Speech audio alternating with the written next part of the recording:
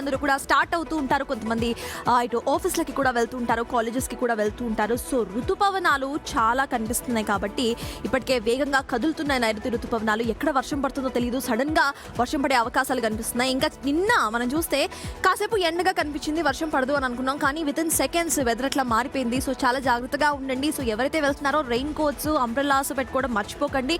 ఇంకా 2 వీలర్స్లో వెళ్తున్న వాళ్ళు ఎవరైతే ఉన్నారో రోడ్ల మీద నీరు చాలా చోట్ల నిలిచిపోయింది, మ్యాన్ హోల్స్ ఓపెన్లు ఉన్నాయి కాబట్టి జాగ్రత్తగా వెళ్ళండి.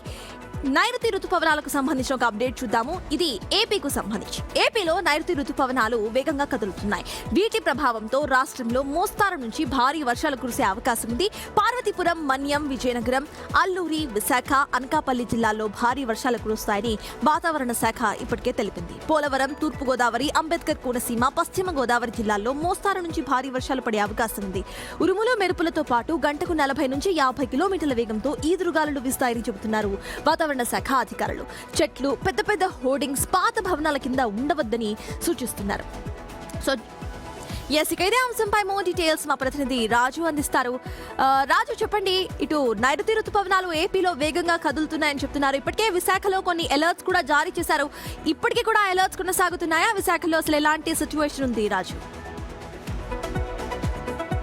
అంటే వాతావరణంలో సమూలమైనటువంటి మార్పులు వస్తున్నాయి. నైరుతి ఋతుపవనాలు కొంత వేగంగా కదులుతున్నాయి, కానీ వర్షం ఎప్పుడు వస్తుంది అనేది, ఎప్పుడు పడుద్ది అనేది ఎవరికీ తెలియనటువంటి పరిస్థితి అయితే ఉంది. ఒక పక్క నుంచి తెలంగాణ రాష్ట్రంలో పూర్తి స్థాయిలో వర్షాలు కురుస్తుంటే, ఆంధ్రప్రదేశ్లో పగలంతా కూడా ఎండ ఒక్కపోతతో తీవ్రమైన ఇబ్బంది ఎదుర్కోవాల్సిన పరిస్థితి అయితే ఉంది. కానీ వర్షాలు మాత్రము సడన్ గా కురుస్తున్నటువంటిది అయితే కనిపిస్తుంది. నిన్న సాయంత్రం కూడా అనుకోని విధంగా సాయంత్రం 4 గంటల తర్వాత ఈదురుగాలతో కూడి ఉరుములు మెరుపులతో చిన్న వర్షం పడింది.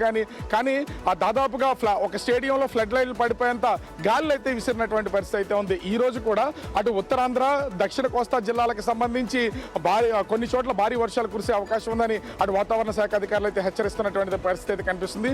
ఉత్తరాంధ్ర జిల్లాలకు సంబంధించి ఒక శ్రీకాకుళం జిల్లా తప్ప మిగిలిన అన్ని జిల్లాల్లోనూ సాయంత్రం వరకు, అంటే రాత్రి సమయాల్లో భారీ వర్షాలు కురిసే అవకాశం ఉందని వాతావరణ శాఖ అధికారులు అయితే హెచ్చరిస్తున్నారు. అదేవిధంగా ఉమ్మడి గోదావరి, తూర్పు గోదావరి, పశ్చిమ గోదావరి జిల్లాలకు సంబంధించి మిమ్మల్ని చూస్తుంటే అర్థమవుతుంది బాగా ఎండ కొడుతుందని చెప్పి. మరి విశాఖలో మొన్నటి వరకు మత్స్యకారులకు సంబంధించి కొన్ని అలర్ట్స్ ఉన్నాయి కదా, ఆ అలర్ట్స్ అంతా కంటిన్యూ చేస్తున్నారా రాజు, లేకపోతే ఎత్తేసారా?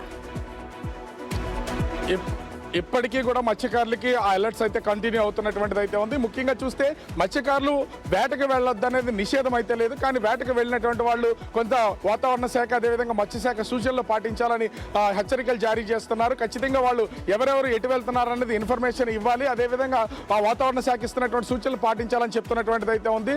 ఏ క్షణాన, ఎందుకంటే ఇప్పటికే సముద్రంలో 30 నుంచి 40 కిలోమీటర్ల వేగంతో ఈదురుగాలు ఇస్తున్నటువంటి నేపథ్యంలో కొన్ని జాగ్రత్తలు తీసుకోవాలని సూచన చేస్తున్నటువంటిది అయితే కనిపిస్తుంది. సత్తాస్. థ్యాంక్ యూ రాజు.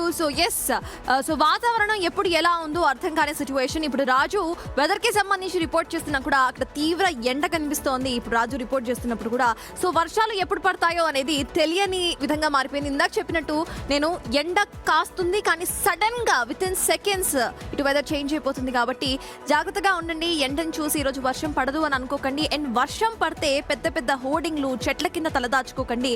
ఉరుములు ఉన్నప్పుడైతే మీరు అంబ్రెల్లాను కూడా ఓపెన్ చేయకండి. చెట్ల కింద అస్సలు తలదాచుకోకండి. చాలా జాగ్రత్తగా ఉండండి.